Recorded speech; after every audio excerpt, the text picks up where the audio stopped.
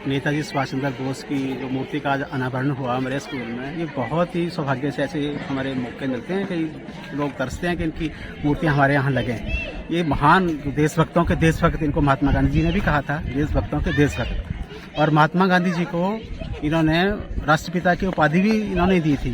तो इसके बारे में मैं ज़्यादा क्या बोलूँगा, ये बहुत ही महान स्वतंत्रता सेनानी थे और इनकी जो प्रेरणा है, मैं तो चाहता हूँ कि हर लोगों में ये एक जज्बा है देशभक्ति का, और इसी उद्देश्य के साथ ये जो मूर्ति है वो इस पर स्थापित की है। मॉर्निंग असेंबली में बच्चों को किसी भी कोई भी स्वतंत्रता सेनानी उसके बारे में उनको बताया जाता है। जैसे कल 23 जनवरी है तो कल उनका जन्म दिवस भी है। पहले तो ये शहीदी दिवस के रूप में मनाते थे, लेकिन 2021 से लेकर के इसको पराक्रम दिवस के रूप में मनाते हैं। तो ये बहुत बड़ी बात है उनकी, जो उन्होंने जो हमें मार्गदर्शन दिया है वो हम उसको कैसे संजो के रखेंगे। जो आज़ादी उन्होंने दी है, हमारे बच्चों में अपने देश के प्रति कैसे प्रेम होगा, उसके लिए हम सभी तत्पर रहते हैं बच्चों को। नमस्कार, मैं मुनीश ठाकुर, प्रधान शहीद भगत सिंह क्लब गगरेट। जैसा कि आप बंधु यहाँ उपस्थित हैं, आपको ज्ञात है कि हमने आज नेताजी सुभाष चंद्र बोस जी की मूर्ति का जो है आज अनावरण गवर्नमेंट सीनियर सेकेंडरी स्कूल संगनेही में किया है। वैसे तो हमने कल ये 23 जनवरी 2025 को इसका अनावरण करना था, क्योंकि 23 तारीख को नेताजी की जो है जयंती होती है, इनका जन्म दिवस होता है। परंतु किन्हीं कारणों की वजह से हमें ये आज एक दिन पहले करना पड़ा।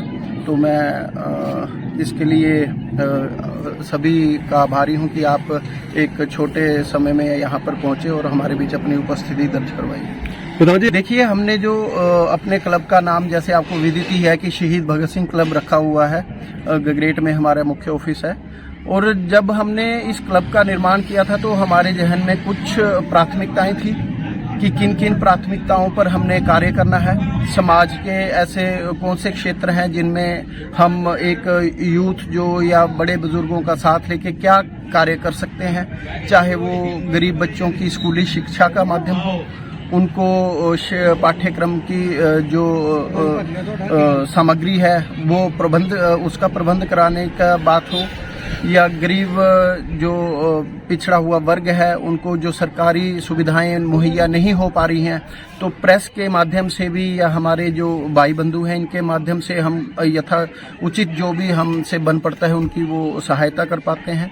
गौओं का हम जो है इलाज करते हैं, चाहे वो किसी भी क्षेत्र में हो, जहां तक हमारी पहुंच है वो हम करने की एक कोशिश करते हैं। वातावरण को साफ सुथरा रखने के लिए अलग अलग समय पर मुहिम चलाते हैं।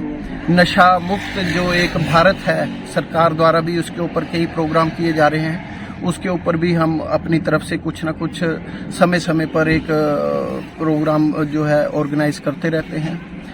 कुछ जैसे ब्लड डोनेशन का कैंप्स का है या हेल्थ मेडिकल चेकअप कैंप का है, वो कुछ ना कुछ कार्य हम करते रहते हैं।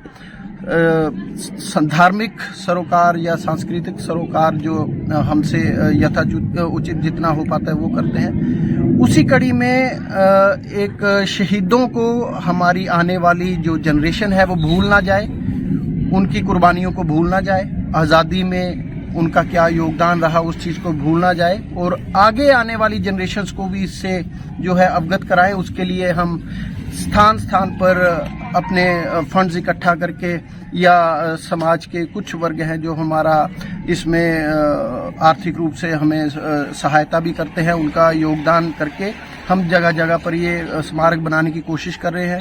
अम्बोटा में भी आपको ज्ञात है हमने स्मारक बनाए हुए हैं, गनारी स्कूल के प्रांगण में स्मारक बनाया, गगरेट में भी बनाया है। उसी कड़ी में आके एक और अध्याय जुड़ गया है नेताजी सुभाष चंद्र बोस जी का स्मारक, जो कि गवर्नमेंट सीनियर सेकेंडरी स्कूल संगनेही में हमने आज स्थापित किया है। इसका कारण ये है कि इनकी जीवनियों से सीखें। हम आज़ाद हैं, सबको पता है, पर आगे हम अपने देश का कैसे भला कर सकते हैं, देश की उन्नति में कैसे योगदान दे सकते हैं, वो इनकी हमें जीवनियों से सीखने को मिलता है। छोटी उम्रों में ही कैसे इन्होंने अपने एक लक्ष्य निर्धारित किए और उस लक्ष्य को पाने के लिए, हासिल करने के लिए क्या डेडिकेशन चाहिए, किस तरीके से काम करना है, क्या रणनीति बनानी है, कैसे मैनेजमेंट तैयार करनी है, लोगों का सहयोग कैसे करना है, उनको कैसे उनमें एक ऊर्जा शक्ति का संचार करना है ताकि वो आपके लक्ष्य को हासिल करने के लिए समान रूप से आपके साथ सहयोग कर सकें। अगर नॉलेज होती तो शायद हमें ये कदम उठाने की जरूरत ना पड़ती। अगर उनके पास इस पाठ्यक्रमों के माध्यम से वो इतना ज्ञान अर्जित कर पा रहे होते कि हमारी इनके प्रति हमारी क्या संवेदनाएं होनी चाहिए, क्या हमारे रिस्पॉन्सिबिलिटीज होनी चाहिए, कि जो इन्होंने कार्य किए क्यों किए, आज़ाद भारत की हमें जरूरत क्यों पड़ी, और जब अब भारत आज़ाद हो गया तो इसे हमें किस दिशा में लेके जाना है, विकास की ओर कैसे अग्रसर होना है। तो इनके लिए हमें ये मूर्तियां इनकी स्थापित करनी पड़ी ताकि लोग, बच्चे जो हैं, इनके बारे में पूछें और इनकी जीवनों से उदाहरण लें कि हम देश की उन्नति में क्या योगदान आगे दे सकते हैं।